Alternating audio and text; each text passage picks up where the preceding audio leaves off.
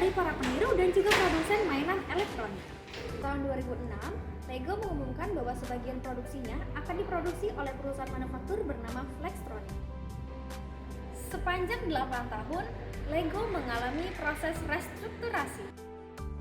Secara mengejutkan, proses restrukturasi sepanjang 8 tahun menghasilkan laba sebanyak 13,8% menjadi 3,8 miliar euro daripada tahun sebelumnya yang hanya 3,3 miliar euro. Kemudian laba operasional juga meningkat sebanyak 15% menjadi 1,26 miliar euro.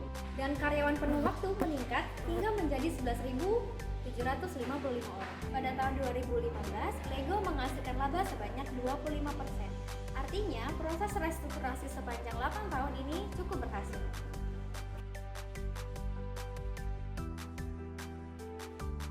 Restrukturisasi perusahaan Lego. Untuk mengurangi biaya tenaga kerja, proses yang intensif secara manual dialih-dayakan dengan hanya mempertahankan pekerja yang terampil di dealer. Pada tahun 2003, sebanyak 8.300 pekerja dan berkurang menjadi 4.200 pada tahun 2010. Produksi harus dipindahkan ke tempat-tempat yang lebih dekat dengan pasar alami. Lego mengubah dirinya dari perusahaan manufaktur menjadi perusahaan berorientasi pasar yang mampu bereaksi cepat terhadap pertumbuhan permintaan global.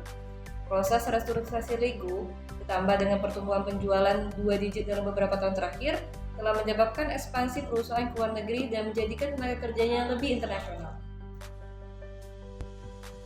Perubahan tersebut menghadirkan tantangan bagi rantai pasokan dan sumber daya manusia perusahaan.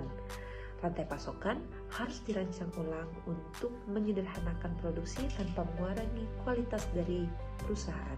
Kemudian, SAP menyesuaikan operasi perusahaan dengan perubahan yang membutuhkan infrastruktur teknologi informasi yang fleksibel dan kuat untuk membantu manajemen dalam melakukan perencanaan dan peramalan. Oleh karena itu, Lego memilih untuk pindah ke perangkat lunak SAP Business. Lego memilih pengimplementasian model SCM, PLM, dan ERP SAP. Sistem yang digunakan untuk melakukan restrukturasi ada 4. Yang pertama SCM, yang kedua ada PLM, yang ketiga ERP, dan yang terakhir ada RRP HCM SAP. Yang pertama SCM. Modul SCM mencakup filter-filter penting seperti pemantauan dan analisis rantai pasokan, serta peramalan, perencanaan, dan pengoptimalan inventaris. Yang kedua ada PLM. Modul PLM memungkinkan manajer untuk mengoptimalkan proses dan sistem pengembangan. Yang ketiga ada ERP. Modul ERP mencakup antara lain aplikasi Human Capital Management untuk administrasi dan pengembangan personalia. Dan yang terakhir ada ERP HCM SAP. Modul ERP HCM SAP mencakup Talent Manager untuk menangani administrasi karyawan, pelaporan, dan manajemen perjalanan dan waktu. Fitur-fitur ini memungkinkan personal SDM Lego untuk memilih kandidat terbaik, menjadwalkan pelatihan mereka, dan membuat rencana stimulus untuk mempertahankan mereka.